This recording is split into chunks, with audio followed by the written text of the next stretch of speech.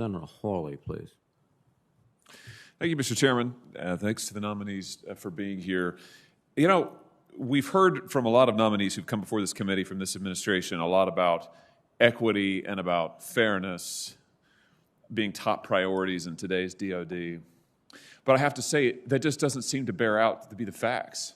And Ms. Fulton, your nomination is a perfect example of it. What we've actually seen is targeting political opponents, targeting people who the administration doesn't agree with, trying to silence folks who they don't like. Clearly, it's a priority for this administration because they've been focused on that rather than doing things like, managing the evacuation from Afghanistan, where we have, let me remind this committee yet again, 13 service members dead, hundreds of civilians dead, potentially thousands of Americans left behind enemy lines. Why? Because the DOD is focused on their radical left agenda rather than on actually saving Americans and doing their jobs. Now, Ms. Fulton, I'm astounded, frankly, that you've been nominated. And listen, you're entitled to have whatever views you want. Look, I'm a constitutional lawyer. I'm actually a religious liberty lawyer by training. Your faith is your faith. Your views are your views. You can say whatever the heck you want. This is the United States of America. But you're asking to be appointed to a very important position in the DOD. Let me come back to some of these statements that you made.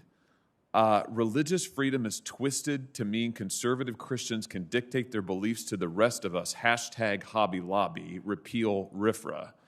When did you change your view on RFRA? You told Senator Cotton you're not in favor of repealing it. You were on June 30th, 2014. When did you change your mind? I couldn't tell you exactly, Senator. Why did you change your mind? I couldn't tell you exactly, Senator. You're choosing not to tell me, or you don't want to engage, or you don't like this line of questioning, or you don't think you need to be responsive? Oh, I'm sorry, Senator. Of course, I do mean to be responsive. I don't recall the details of the Religious Freedom Restoration Act, and I want to be clear that I support religious freedom. I support the rights of our troops and our civilian employees to their religious freedom to the entire extent that the law allows within their employment in the Department of Defense. And I support that in every way. Yes, sir. Why is it that you think that the vast majority of white evangelical leaders are utterly unmoored from the gospel of Jesus Christ? Can you explain that to me? Senator, I'm a Christian. I'm a follower of Jesus Christ. I have had differences of opinion from people who don't believe in full equality for all. But I will say it is wrong. It was wrong for me in that moment, and I believe it is always wrong to tarnish an entire group of people with the beliefs or actions of one or a few. And for that, I apologize. You said that if getting a Supreme Court judge who'd outlaw abortion makes all of this worth it to you, referring to evangelicals, your religion has nothing to do with Jesus. You also say 86% of those who consider themselves white evangelicals support Trump. So which part of it disqualifies these people as Christians? Is it that they are opposed to abortion, or they supported Trump, or both? Help me understand your thinking. I'm so sorry, Senator. Could you read that again? I'm sorry. On September 4th, you said, 2017, 86% of those who consider themselves white evangelicals support Trump.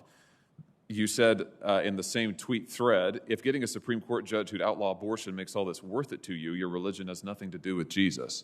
So is it because they supported Trump that they're not followers of Jesus, or is it because they oppose abortion? Is it both? Senator, I'm trying to put myself back in that moment. I know there were several points at which I felt that the president had made statements or taken actions that I felt were in direct contradiction with the way that I understand Jesus' teaching, and I'm expecting that I was reacting to that. Again, I don't believe we should ever tarnish a whole group of people for the actions of one. Do you think that it's your position to tell people when they are and aren't followers of Christ, or truly Christians or not, just because they disagree with you? I understand you disagree with these folks, but saying over and over that they're not followers of Jesus. You cited Matthew 23 on August 29th, 2017. when you said the vast majority of white evangelical leaders are utterly unmoored from the gospel of Jesus Christ, Matthew 23 applies. You remember what you meant by that? Maybe a reference to the brood of vipers. It's Matthew 23. Yes, Senator. Senator, none of what I've ever expressed on social media was intended to silence others. I believe there's a free expression of beliefs there, but I do believe that I apologize for statements at any time when I tarnished a whole group of people for the actions or statements of one or a few. And, well, it's clearly meant to denigrate others. Listen, my time has expired. I just have to say, Ms. Fulton, it's not one statement.